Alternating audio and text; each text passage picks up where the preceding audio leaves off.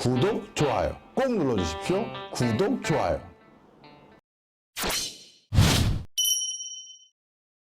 그럼 세부적으로 도대체 어떤 형태가 있는지 국가마다 제가 대표적인 국가들을 몇 개 찾아와 봤습니다. 먼저 싱가포르예요. 싱가포르는 조세감면, 현금 지원 이 두 가지 항목을 봤는데요. 조세감면에는 어떤 특성이냐면 여기도 역시 감면의 혜택을 완전히 차등화했습니다. 예를 들어서 지역본부 정도의 위상을 가지고 있는 어떤 회사가 아시아 지역본부 정도에 되는 위상을 가지고 있는 회사가 싱가포르로 온다라고 하면 세율을 한 15% 적용해요.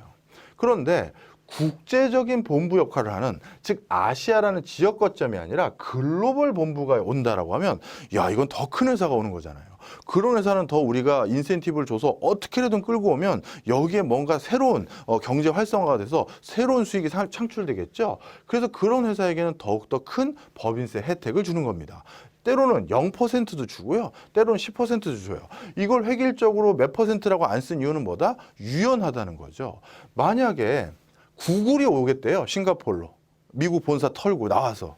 그럼 법인세 0% 매겨야 되는 거 아닌가요? 저도 우리나라의 송도에 만약에 구글 온다라고 하면 당연히 법인세 0% 매겨야 된다라는 게 제 개인 소견입니다. 그렇게 해서 여기 수십만 명이 와가지고 뭐래도 하고, 아니면 구글 때문에 여기 또 수많은 사람들이 관광을 오기도 하고 구글과 협상을 하기도 올 텐데, 그것으로 인한 우리나라의 기타 세금, 기타 여러 가지 우리 경제 활성화되는 혜택, 법인세 당연히 저는 0% 줘야 된다고 생각하는데요. 역시 싱가포르도 그런 맥락에서 아주 탄력적으로 0% 줘도 되는 기업이 있고 10%까지 줘도 되는 기업이 있어. 그리고 지역본부는 15%는 받아야겠어. 이렇게 했다는 거죠. 근데 우리나라는 법인세율을 이렇게 물결무늬로 어디서부터 어디요 이렇게 하지 않습니다. 이렇게 하지 않아요.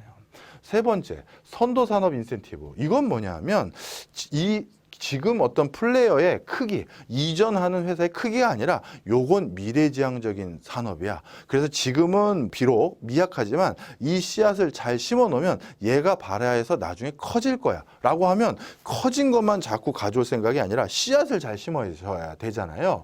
그런 선도산업 같은 경우는 어떻게 한다? 그 신산업 분야에 투자하는 기업의 투자 내용과 투자 행태를 보고 저세율을 적용한다라고 굉장히 추상적인 말로 써 있어요. 아마 우리 세법을 공부했거나 아니면 법을 공부했던 분들은 아마 이 조항을 잘 아실 겁니다. 조세 법정주의. 바로 세금은 법에서 구체적으로 명시되어 있는 내용을 바탕으로 부과돼야 된다라는 게 있고요. 과세 부과 원칙이라고 해서 세금은 세법상 정해져 있는 그것만을 바탕으로 세금을 이제 부과해야 되는 이런, 그러니까 법에 의거해서 세금을 부과해야 된다는 원칙들이 많이 있는데요. 자, 그런데 그런 것 때문에 우리나라는 이 법이 이렇게 모호하게 적혀져 있지 않습니다. 정확히 언제는 몇 점 몇 프로, 어디서부터는 몇 점 몇 프로 이렇게 정해 있는데, 지금 이 싱가포르는 저세율 0에서 10 이렇게 적혀놨다는 건 이 나라가 조세법정주의를 몰라서 한 게 아니라는 거예요. 뭐다? 다국적 기업을 유치해야 우리나라가 먹고 사는데, 그러려면 어쩔 수 없이 그 회사의 위상에 맞게끔 우리가 적정세율을 받을 건 받아야 되고 안 받을 건 안 받을 수 있는 여지를 만들어 놓고 있다라는 내용입니다. 그 다음에 보시면 연구개발 인센티브 제공, 연구센터 건립 시 규모별로 사용 금액을 지원한다. 이것도 규모에 따라서 지원 금액이 달라진다는 거고요. 직업훈련 기금, 싱가포르 정부 인정 직업훈련 과정을 활용 시 비용 지급한다. 이건 뭐냐? 싱가포르 국민들을 이 연구소나 이 국제본부에서 사용하기 위해서 가르쳐야겠다라고 하면 기꺼이 우리가 돈을 대주겠다. 그래서 우리나라 내부의 일자리 창출에 기여해다오. 이 얘기에 해당된다. 이렇게 보시면 되겠습니다. 자, 일본입니다.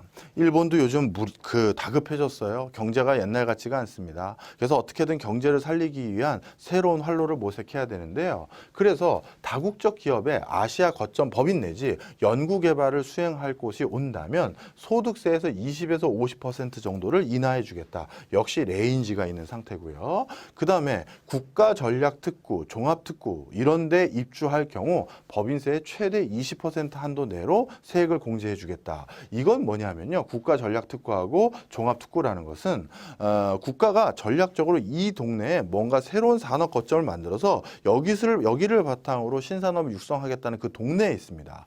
그 동네에 들어오는 조건으로 이 혜택을 준다는 건데 이거는 산업의 직접 효과를 기대하면서 그 효과 때문에 이런 세제 혜택을 주는 거고요. 그리고 일본은 아주 특수한 어떤 특구가 하나 있죠. 바로 후쿠시마 특구입니다. 후쿠시마 산업 부흥 고용 지원인데요. 잘 아시겠습니다만 후쿠시마 지역은 후쿠시마 원전 사태로 지금 그 지역이 거의 경제가 초토화됐어요. 그러다 보니까 후쿠시마 지역을 기반으로 생활하고 있는 많은 사람들은 지금 일자리뿐만 아니라 기본적인 생활터전을 잃어버렸습니다. 만약에 그 후쿠시마 지역에서 지역 구직자를 고용하거나 여기서 뭔가 활동을 할 때는 3년간 보조금을 주면서 어떻게든 비용을 최저로 지출할 수 있도록 만들어주겠다 해서 지역 균형 발전을 또 도모하고 지역의 지금 산업 재난 지역을 보존해주기 위한 그런 인센티브가 이렇게 있었다는 게 특이한 거죠. 이것을 보신 것, 여기에 일본의 사례에서 보신 것처럼 바로 국가마다 경제특구를 만드는 이유, 그리고 경제특구에서 지원하고자 하는 내용이 달라지는 건 바로 이런 특수성이 다 다르기 때문이에요.